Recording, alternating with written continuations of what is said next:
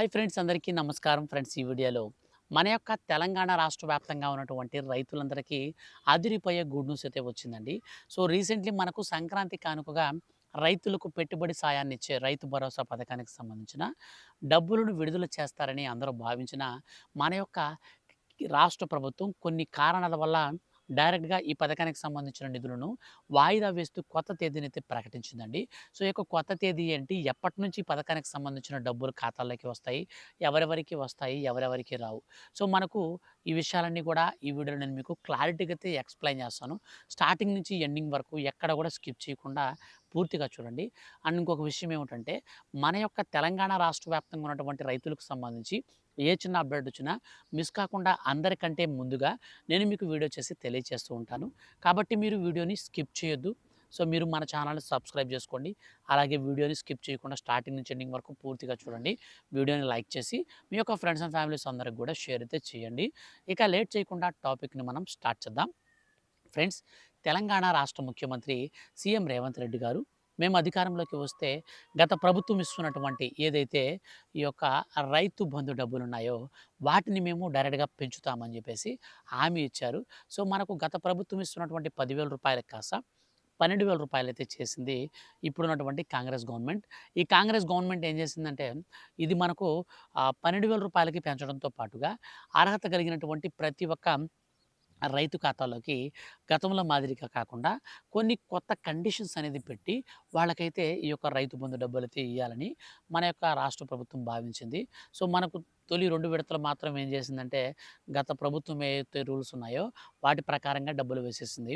అయితే రీసెంట్‌లీ మనకు జరిగినటువంటి క్యాబినెట్ మీటింగ్‌లో అండ్ మన యొక్క వ్యవసాయ శాఖ మంత్రి తుమ్మల నాగేశ్వరరావు గారు, అలాగే సోషల్ మీడియాలో కూడా పెద్ద ఎత్తున అయితే మనకు జోరుగా ప్రచారం సాగింది. సో, రైతు భరోసా పథకానికి సంబంధించినటువంటి మిగిలినటువంటి 2 విడత డబ్బులనైతే సంక్రాంతి కానుకగా తెలంగాణ రాష్ట్ర ముఖ్యమంత్రి చేతుల మీదుగా కంప్యూటర్‌లో బటన్ నొక్కి నేరుగా అందరి రైతుల ఖాతాల్లోకి పెట్టుబడి సాయాన్నైతే విడుదల చేస్తున్నామని చెప్పేసి చాలా అంటే చాలా హైప్ అయితే వచ్చింది. కానీ రాష్ట్ర వ్యాప్తంగా ఉన్నటువంటి రైతులకు సంబంధించి సంక్రాంతి కానుకగా ఏస్తామని చెప్పిన డబ్బులను వేయకుండా ఇప్పుడు మనకు దీనికి సంబంధించి డీటెయిల్స్ అన్నీ కూడా మొత్తం చేంజ్ అయితే చేసేసింది మన యొక్క రాష్ట్ర ప్రభుత్వం. సో, ఇలా ఎందుకు చేసింది? ఏం జరిగింది? అన్న విషయానికి గనక మనం వచ్చినట్లయితే, ఇప్పుడు తెలంగాణ రాష్ట్ర వ్యాప్తంగా ఉన్నటువంటి రైతులకు సో, మనకు ఎప్పటినుంచో ఈ యొక్క పథకానికి సంబంధించిన డబ్బులు వేస్తారని సంక్రాంతి వరకు వచ్చి సంక్రాంతి రోజున మళ్ళీ ఎందుకు దీన్ని పోస్ట్‌పోన్ చేసి చేయాల్సొచ్చింది అనంటే, సో, మన యొక్క రాష్ట్ర ప్రభుత్వం ఏం చేస్తుందంటే, గతంలో మనకు 2, 3 విడతలు విడుదల చేసినప్పుడు మాత్రం ఏం జరిగిందంటే, పాత రూల్స్ ఏవైతే ఉన్నాయో వాటికి అనుకూలంగా తీసుకుంది. కానీ ఇప్పుడొచ్చేసి కొత్త రూల్స్‌నైతే ప్రవేశపెట్టింది. ఈ కొత్త రూల్స్‌కు సంబంధించి అర్హుల్ని ఇంకా ఫిల్టర్ అయితే చేయలేదు. సో, ఈ కారణం చేత అనర్హులకి డబ్బులు వేయకూడదు. సో, అర్హులకి మాత్రమే వేయాలి. అనర్హులకి బెనిఫిట్స్ అనేది అందివ్వకూడదు అని చెప్పేసి రాష్ట్ర ప్రభుత్వం ఈ నిర్ణయం తీసుకుందనమాట. అంటే గతంలో చూసుకున్నట్లయితే మనకు 15 ఎకరాలు, 20 ఎకరాలు, 30 ఎకరాలు ఉన్న వారికి కూడా రైతు బంధు డబ్బులైతే పడ్డాయి. ఇప్పుడు 5 ఎకరాలు, 10 ఎకరాల కంటే ఎక్కువ ఉన్నవారు భూస్వాములవుతారు గానీ, చిన్న, సన్నకారు రైతులు ఎలా అవుతారు? అన్న ఒక లాజిక్‌తో మన యొక్క రాష్ట్ర ప్రభుత్వం ఏం చేసిందంటే, సో, ఎవరికైతే అత్యధికంగా ల్యాండ్ ఉంటుందో, 10 ఎకరాల కంటే భూమి ఎవరికైతే ఎక్కువ ఉంటుందో, అటువంటి వారందరినీ కూడా అనర్హులుగా గుర్తించి, మన యొక్క తెలంగాణ రాష్ట్ర ప్రభుత్వం అయితే ఎవరికైతే 10 ఎకరాల కంటే తక్కువ ఉంటుందో వారికి మాత్రమే ఈ స్కీమ్‌ని అమలు చేయాలని చెప్పేసి కొత్త రూల్ అయితే మనకు జీవో జారీ చేసింది.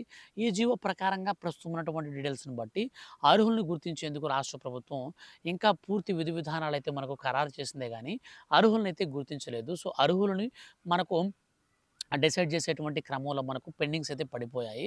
సో, ఈ నేపథ్యంలో మన యొక్క రాష్ట్ర వ్యాప్తంగా ఉన్నటువంటి ఎవరైతే అర్హులున్నారో రైతులు, సో, వారిని మాత్రమే ఫైండ్ ఔట్ చేయడం కోసం పథకాన్ని పోస్ట్‌పోన్ అయితే చేసింది. సో, ఫస్ట్ మనం అర్హులెవరు అన్న విషయానికి వస్తే, సో, గతంలో మాదిరి కాకుండా ఈసారి రేషన్ కార్డులు ఎంతమంది రైతులుంటే అంతమందికి డబ్బులు రావండి. గతంలో ఎలా జరిగేదంటే, ఒకరు లేదా ఇద్దరు, ముగ్గురు రేషన్ కార్డులో రైతులున్నా సరే, అందరికీ కూడా డబ్బులైతే పడేటివి. మనకు రైతు భరోసా పథకానికి సంబంధించి రైతు బంధు డబ్బులైతే పడేటివి. కానీ ఇప్పుడొచ్చేసి కేంద్ర ప్రభుత్వం కొత్త రూల్ అయితే ప్రవేశపెట్టింది. ఒక యూనిట్‌లో అంటే ఒక రేషన్ కార్డ్‌లో ఎంతమంది రైతులున్నా ఒక్కరికి మాత్రమే బెనిఫిట్ ఇవ్వాలి. ఎందుకనంటే చాలామంది తెలివిగా 10 ఎకరాల కంటే ల్యాండ్ ఎక్కువున్నా, 5 ఎకరాల కంటే ల్యాండ్ ఎక్కువున్నా అంటే కేంద్ర ప్రభుత్వం 5 ఎకరాల వరకు లిమిట్ పెట్టింది. సో, 5 ఎకరాల కంటే ల్యాండ్ ఎక్కువ ఉండేవాళ్ళు ఏం చేస్తున్నారంటే ఇద్దరు, ముగ్గురిని రైతులు ఇంట్లో తయారు చేసుకుంటున్నారనమాట. ఇప్పుడు నా పేరు మీద ఒక 10 ఎకరాలు ఉందనుకోండి. నాకు కేంద్ర ప్రభుత్వం నుంచి పీఎం కిసాన్ డబ్బులు రావు. అప్పుడు నేనేం చేస్తానంటే, నా పేరు మీద ఒక 5 ఎకరాలు, మా ఇంట్లో వాళ్ళ పేరు మీద, ఇంకొకరి పేరు మీద ఒక 5 ఎకరాలైతే నేను రిజిస్టర్ చేసుకుంటాననమాట. అప్పుడు ఇద్దరు రైతులున్నారు. ఇద్దరికీ స్కీమ్ నుంచి డబ్బులొస్తాయి. సో, ఈ ప్లాన్ అయితే చేసి డబ్బులు తీసుకుంటూ ఉండేవాళ్ళు. కానీ కేంద్ర ప్రభుత్వం తెలివిగా రేషన్ కార్డ్‌కి, ఆధార్ కార్డ్‌కి ఈకేవైసీ పెట్టింది. సో, ఇప్పుడు ఆ యొక్క ఈకేవైసీ కారణంగానే రేషన్ కార్డ్‌ని ఒక కుటుంబంగా తీసుకొని కేంద్ర ప్రభుత్వం ఇప్పుడు అర్హులనైతే ఫిల్టర్ చేస్తుంది. కుటుంబంలో ఒకరికంటే ఎక్కువ మంది రైతులుంటే వాళ్ళందరిని కూడా తొలగిస్తున్నారు. సో, ఇప్పుడు మన యొక్క తెలంగాణ రాష్ట్ర ప్రభుత్వం కూడా సేమ్ అదే రూల్‌నైతే మనకిప్పుడు మన యొక్క రాష్ట్ర వ్యాప్తంగా ఉన్నటువంటి రైతుల విషయంలో ఫాలో అప్ అయితే చేస్తున్నారనమాట. సో, ఏందంటే కుటుంబంలో ఒకరికంటే ఎక్కువ మంది రైతులుంటే వాళ్ళ కుటుంబం మొత్తాన్ని పక్కన పెట్టేస్తున్నారు. సో, కాబట్టి మీరు కొత్తగా అప్లై చేసుకోవాలి అనుకుంటే మాత్రం కుటుంబంలో ఎంతమంది రైతులున్నా ఒక పేరు మీద మాత్రమే, ఒకరికి మాత్రమే మీరు అప్లై చేసుకోండి. ఇద్దరు, ముగ్గురు గనక మీరు ఆశపడి గాని చేశారంటే మాత్రం ఖచ్చితంగా ఈ పథకానికి సంబంధించినటువంటి డబ్బులు మీకు రాకుండా ఆగిపోయే ప్రమాదం అయితే ఉంటుంది కాబట్టి కొంచెం జాగ్రత్త అయితే పడండి. ఇక మన యొక్క తెలంగాణ రాష్ట్ర వ్యాప్తంగా ఉన్నటువంటి రైతులకు సంబంధించి ముఖ్యంగా 10 ఎకరాల కంటే తక్కువ ఉండాలి. మెట్ట మరియు మాగాణి 2 కలిపి 10కి మించకూడదు. సో, మాగాణి అయితే మీకు 3.5 ఎకరాలు, మెట్ట అయితే 7 ఎకరాల వరకు, 7.5 ఎకరాల వరకు మొత్తంగా ఛాన్స్ అయితే ఉందన్నమాట. టోటల్ కలిపితే 10 ఎకరాలకి దాటకుండా ఉండాలి. ప్రభుత్వ ఉద్యోగులకి అండ్ ఇన్‌కమ్ ట్యాక్స్ కట్టేవారికి, ప్రభుత్వం నుంచి పెన్షన్ తీసుకునేవారికి, సో, మనకు చేయూత, ఆసరా పెన్షన్‌లు తీసుకుంటాం కదా! అది కాదండి. సో, మనకు గతంలో లేదంటే ప్రస్తుతం గానీ ఎవరైనా ఉద్యోగం చేసి రిటైర్డ్ అయిపోయి వాళ్ళకి పెన్షన్ వస్తుంటుంది గదా! సో, అటువంటి వారు మాత్రమే అనర్హులవుతారు. తర్వాతొచ్చేసి ఈ రైతులకు సంబంధించి మన యొక్క తెలంగాణ రాష్ట్ర శాశ్వత నివాసి అయి ఉండాలి. వాళ్ళకి బ్యాంక్ అకౌంట్‌కి ఆధార్ కార్డ్ నంబర్‌తో ఈకేవైసీ అయ్యి ఉండాలి. అంటే మనకు ఎన్‌పీసీఐ మ్యాపింగ్ అనేది కంప్లీట్ అయ్యి ఉండాలి. అలాగే పట్టాదారు పాస్‌బుక్ ఏదైతే ఉంటుందో, ఆ పట్టాదారు పాస్‌బుక్‌కి ఖచ్చితంగా వెబ్ ల్యాండింగ్ అయితే చేసుకొనుండాలి. ఈ వెబ్ ల్యాండింగ్ అంటే ఆధార్ కార్డ్‌తో పాస్‌బుక్‌ని లింక్ చేసుకోవడమే. దీనిని వెబ్ ల్యాండింగ్ అంటారనమాట. సో, ఈ వెబ్ ల్యాండింగ్ అనేది గనక లేకపోతే మాత్రం ఖచ్చితంగా మీకు ఈ స్కీమ్ నుంచి బెనిఫిట్ అయితే మీరు ఔట్ అయిపోతారు. ఈ స్కీమ్ నుంచి మీకు బెనిఫిట్స్ అయితే ఉండవన్నమాట. సో, కాబట్టి వెబ్ ల్యాండింగ్ అనేది చాలా ఇంపార్టెంటు. అది మీకు ఉందో లేదో చూసుకోండి. సో, ఈ యొక్క రూల్స్‌ని బేస్ చేసుకొని మన యొక్క కేంద్ర ప్రభుత్వం కావచ్చు, రాష్ట్ర ప్రభుత్వాలు కావచ్చు, రైతులకు ఎక్కడి నుంచి బెనిఫిట్స్ అయితే ఇవ్వబోతున్నారు. సో, రైతులకి ఇవ్వబోతున్నారు కాబట్టి మన యొక్క తెలంగాణ రాష్ట్ర వ్యాప్తంగా ఉన్నటువంటి రైతులు ఎవరైతే ఉన్నారో వాళ్ళు ముఖ్యంగా ఈ యొక్క రూల్స్‌కి అనుకూలంగా అర్హత సాధించారనుకోండి, వారి ఖాతాలలోకి ఒక్కొక్కరికి ఎకరా పొలం కలిగిన వారికి రూ. 6,000 లెక్కన మనకు ఎన్ని ఎకరాలంటే 10 ఎకరాల లోపల ఉన్న వారందరికి కూడా రూ. 6,000 లెక్కనైతే డబ్బులైతే ఖాతాల్లోకి వస్తాయి. సో, మనకు మొదటి రోజున రూ. 6,000 అంటే 1 ఎకరా పొలం కలిగిన వారికి పడతాయి.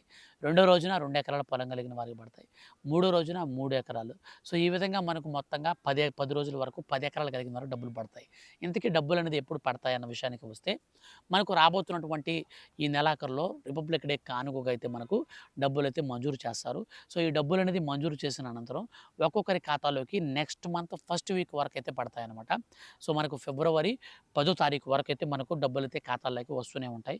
మీరు టెన్షన్ పడాల్సిన పని లేదు. మధ్యలో మనకు ఎటువంటి టెన్షన్ పడాల్సిన పని లేదు. అయితే మీరు చేయాల్సిందల్లా ఒకటే, మీకు వెబ్ ల్యాండింగ్ ఉందా లేదా చూసుకోండి. అంటే మీకు గతంలో డబ్బులు పడుంటే ఇప్పుడు మీరు టెన్షన్ పడాల్సిన పని లేదు. కొత్తగా ఎవరైనా అప్లై చేసుకోవాలనుకుంటే మాత్రం వెబ్ ల్యాండింగ్ చూసుకోండి. అండ్ ఇంకో విషయం ఏమిటంటే, మీకు సంబంధించినటువంటి బ్యాంక్ అకౌంట్‌కి ఎన్‌పీసీఐ మ్యాపింగ్ అయ్యిందో లేదనేది చెక్ చేసుకోండి. ఇవి 2 మీరు చెక్ చేసుకుంటే చాలు. ఆటోమేటిక్‌గా మీకు ఎలిజిబిలిటీ అయితే వచ్చినట్లే. మీకు పథకానికి సంబంధించిన డబ్బులు కూడా నేరుగా మీ ఖాతాలోకి కూడా రావడం అయితే జరుగుతుంది. ఫ్రెండ్స్, ఇదండి ఫైనల్‌గా మన యొక్క తెలంగాణ రాష్ట్ర వ్యాప్తంగా ఉన్నటువంటి రైతులకు సంబంధించి మనకు రైతు భరోసా పథకానికి సంబంధించిన డబ్బులు విడుదల తేదీని అయితే ప్రకటించినటువంటి రాష్ట్ర ప్రభుత్వం. వీడియో నచ్చితే లైక్ చేయండి. ఇలాంటి మరిన్ని లేటెస్ట్ అండ్ జెన్యూన్ అప్డేట్స్ కోసం రెగ్యులర్‌గా ఫాలో అవుతుండండి. Thank you for watching.